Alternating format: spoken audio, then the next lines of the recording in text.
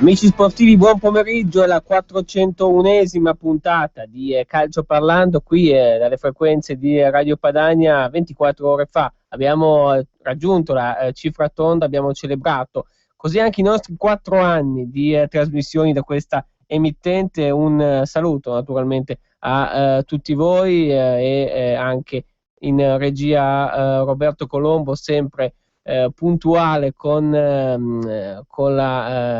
la messa in moto, la macchina organizzativa della trasmissione. Anche oggi la 401esima puntata. Ricordiamo che siamo disponibili alle vostre telefonate, i vostri interventi graditi naturalmente allo 02 6620 3529. Per quanto riguarda gli SMS 346 6427 756. Benvenuto naturalmente anche a Daniele Amadasi. Ciao Daniele.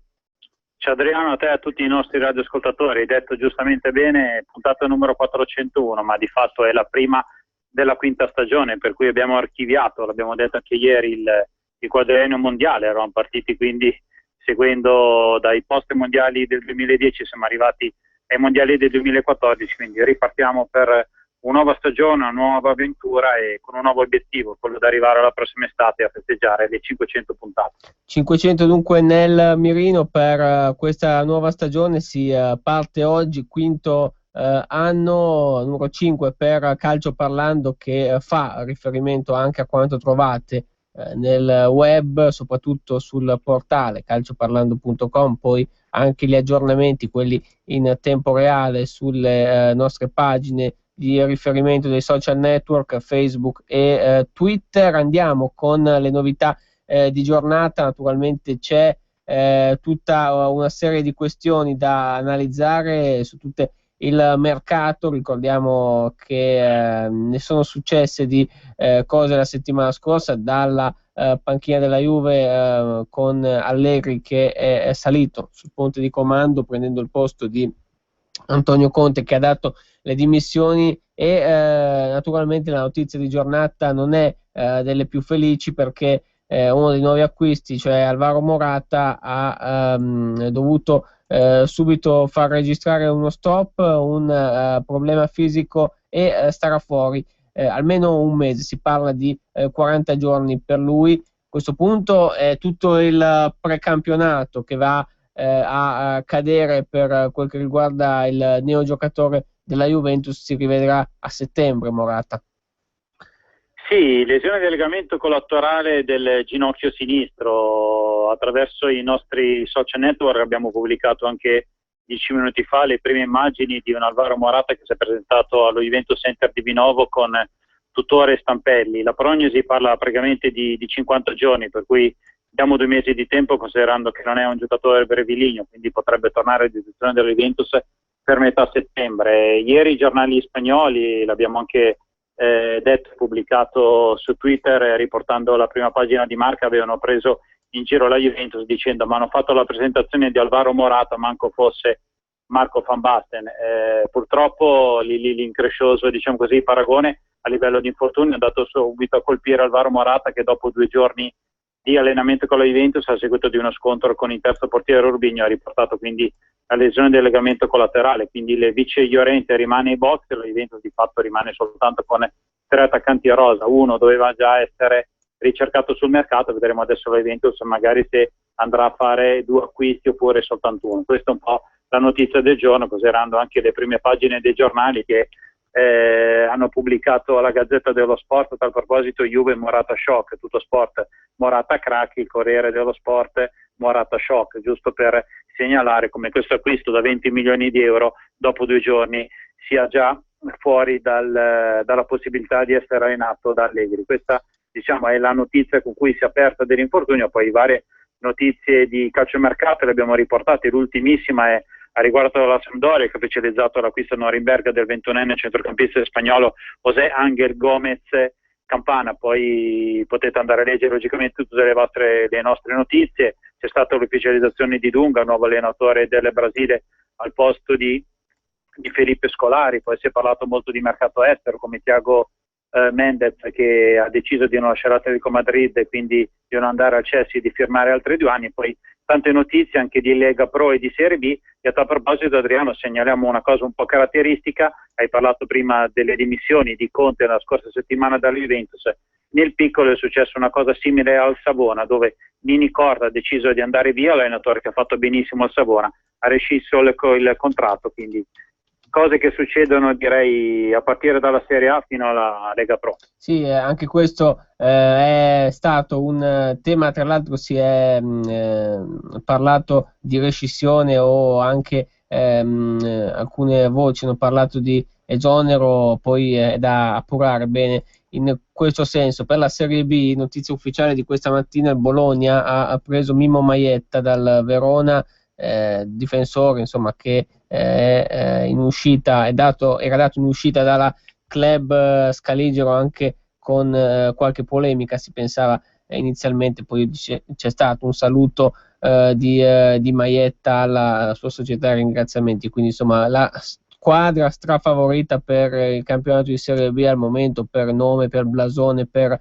lusso, si sta in ogni caso rinforzando il Bologna di Diego Lopez. Come invece provvederà la Juventus, ci chiediamo, correndo ai ripari dopo l'infortunio di Morata? Si parla di Borini, si parla di Lukaku, il giocatore belga che ha fatto bene ai mondiali. Queste sono le ipotesi, anche se poi ripetiamo, non andrà a inficiare, diciamo, gli impegni ufficiali, gli impegni di campionato della Juve, questo stop di Morata, che peraltro non salterà nemmeno una Supercoppa italiana, facciamo per dire, che non si giocherà ad agosto ma è stata posticipata, quindi è quello che poteva essere l'unico impegno agostano ufficiale, va salvaguardato in tal senso.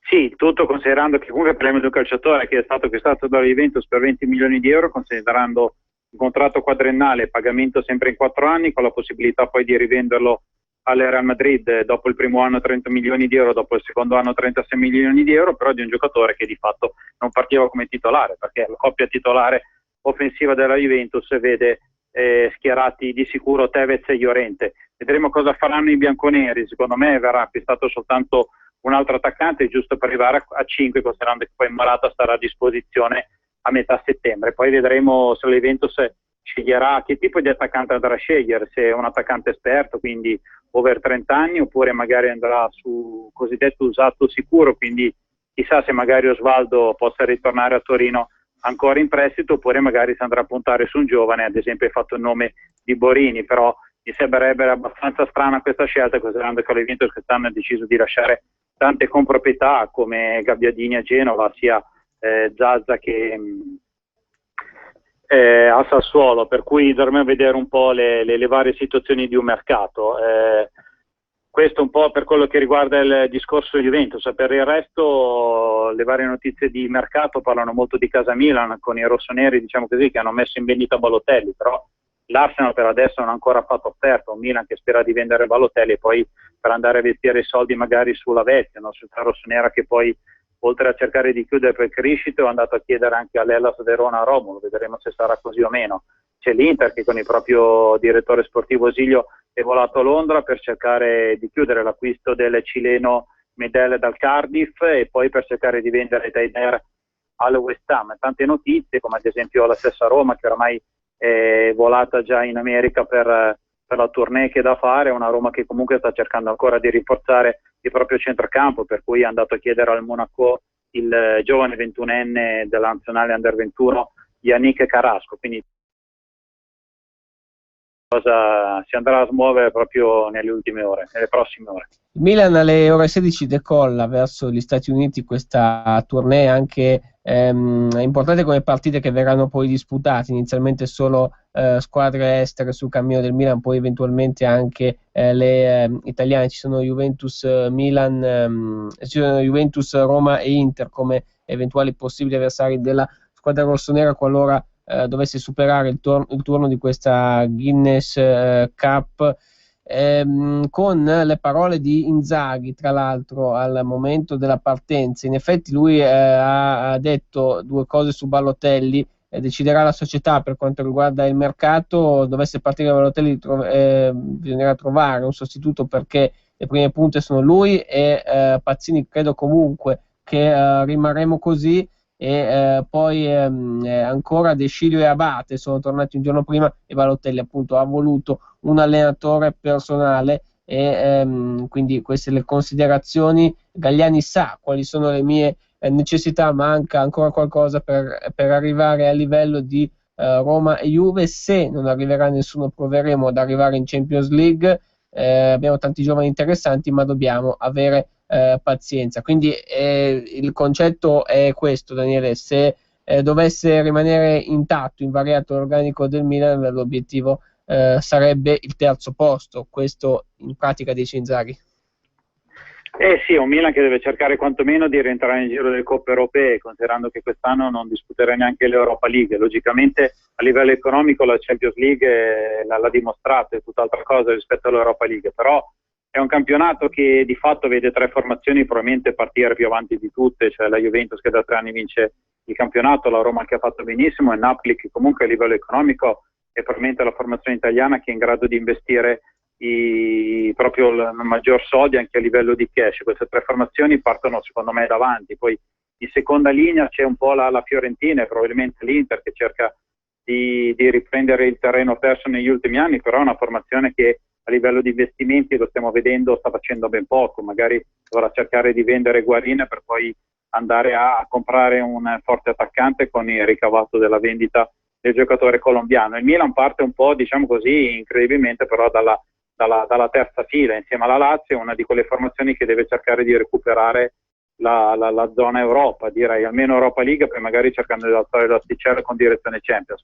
Il vantaggio dei rossoneri sarà quello di avere soltanto una gara alla settimana, un vantaggio che l'Inter l'anno scorso ne è riuscita a tramutare nella corsa ai primi 3 posti. Vedremo se il Milan riuscirà a farlo. Il problema è che però Inzaghi onestamente non è che ha una rosa così forte da permetterlo di competere per i primi 3 posti. Vedremo se riuscirà a farlo attraverso magari qualche altro accorgimento e soprattutto cercando di sfruttare al massimo la resa dei propri giocatori, che di fatto il lunedì riposeranno, dal martedì al venerdì dovranno allenarsi preparando la gara del sabato e della domenica, per cui vedremo se il Milan riuscirà a fare quello che di buono aveva fatto la Juventus quando non faceva le coppe europee, oppure speriamo di no, logicamente lo sperano tutti i tifosi rossoneri, di non ripetere quello che invece ha fatto l'Inter l'anno scorso. Allora, c'è un sorteggio di Coppa Italia che sta prendendo forma in questi minuti. È cominciato alle 14:15, 2 minuti fa praticamente. Ricordiamo che tra l'altro si parte il giorno 9 di agosto. La Coppa Italia prevede 3 turni agostani, 9, 16 e 23, o comunque spalmati, diluiti nei 3 weekend centrali del mese di agosto, e poi da dicembre con l'inverno si disputeranno gli ottavi di finale, da cui l'ingresso delle prime 8 classificate dello scorso campionato. Però ecco che può già riguardare le squadre di un certo tipo, perché nel turno di agosto, l'ultimo, comunque alcune, quasi tutte di Serie A, scenderanno in campo. In ogni caso a breve si saprà anche il tabellone completo, perché poi verrà composto anche in tutta la sua interezza. Qui a Milano nella sede della Lega Calcio è in corso appunto il sorteggio di Coppa Italia. Detto questo, continuiamo a parlare di calciomercato, e lo facciamo attraverso le pagine dei quotidiani, perché oggi ovviamente si è dato ampio risalto all'infortunio di Morata, notizia che ha un po' sconvolto chiaramente la giornata di ieri, visto l'acquisto di recentissimo, ma anche il tema legato alla presidenza della federazione. Albertini torna in campo, è lui l'antitavecchio, questo dice la Gazzetta dello Sport, con una foto grande dell'ex centrocampista di Milan e Barcellona. L'ex campione del Milan ha rotto gli indugi, e sfide tra lui e Tavecchio, e c'è voglia di ripartire, dice Demetrio Albertini. In taglio alto, Juve, Morata shock, rischia lungo stop, lesione al collaterale del ginocchio sinistro, fermo almeno 40 giorni. Arriva Evra, 33 anni, 2 di contratto, pronto per una nuova sfida, dice Patrizia Evra. Recco, Balotelli tra mercato incognite e Inzaghi da conquistare. In taglio basso il no di Scuffetta, resto a Udine perché qui i giovani crescono bene. E poi ancora intermediari ci siamo, Mazzarri più sereno, ma serve un top player. E la panoramica sul mercato che quindi riguarda anche l'Inter dalle pagine della Gazzetta dello Sport. Morata shock, invece leggiamo sul Corriere dello Sport, brutta distorsione al ginocchio, la Juve lo perde per un mese almeno. Oggi però sono previsti altri esami, è a forte rischio per la partenza del campionato.